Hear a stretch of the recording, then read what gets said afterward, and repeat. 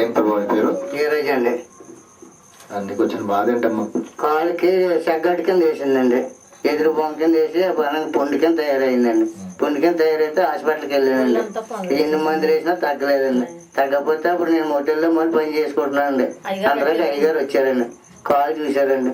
ఏంటి నాయన ఈ బాధ అంటే ఇలా వచ్చిందండి, ఈ కాలు ఇలాగే పుండి కింద వేసిందండి అని చెప్పానండి. చెప్తే ఆయన పొద్దున ప్రార్థన చేశారండి. ప్రార్థన చేసి కప్పు నుండి రాశారండి. రాసిన తర్వాత అలా వారం వచ్చి చేసేవారండి.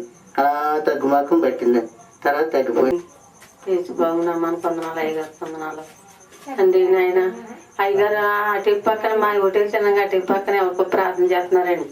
ప్రార్థన చేస్తుంటేనే ఎత్తిది పాత్ర గారులా ఉన్నారు, ప్రార్థన నిలబెట్టి చేస్తున్నారని నేను అయ్యగారండి అని కేకేసానండి. కేకెత్తే వచ్చారండి. ఆయన కేకెత్తే వచ్చాక ఎలా ఉందండి మా ఆయనకి ఎలాగండి బాబు, ఎన్ని మందులు ఎన్ని హాస్పిటల్ తిరిగినా తగ్గుతలేదండి, ఇలాగే వారాలు బట్టి ఏం చేయమని చూస్తున్నామండి, మీరు బాగానే కాపాడ్డారండి అంటే అయ్యమ్మ ప్రార్థన చేస్తాను తగ్గిపోద్దామా మీరు ఏం బాధపడకండి అన్నారండి.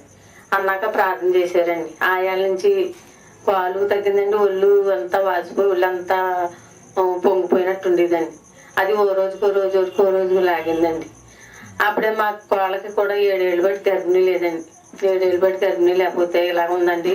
ఎన్ని మందులు వేసామండి, వాడేసాము, ఏమైనా పెగులు జబ్బు వస్తామని మందులు అన్నీ మానేసామండి అన్నామండి. అన్నాకనే అలా కదమ్మా నేను ప్రార్థన చేస్తాను అన్నారండి. ఆ నెలలోనే గర్భిణీ 7 ఏళ్ళకి వచ్చిందండి. ఇప్పుడు ఏడో నెల అండి. ఇప్పుడు అయ్యగారు వచ్చి ఇప్పుడు 6 నెలలు 7 నెల అయింది వచ్చిందండి.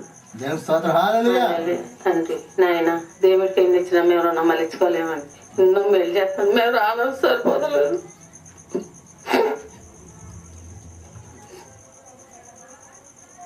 ఈ కొద్ది సాధ్యం తీర్చమని అడుగుతున్నామండి. దేవుని స్తోత్రం. హల్లెలూయా. గొప్ప కార్యాలు చేస్తాడు డేసేకి. మనందరూ కూడా చేతులెత్తి వందనం చేద్దాం.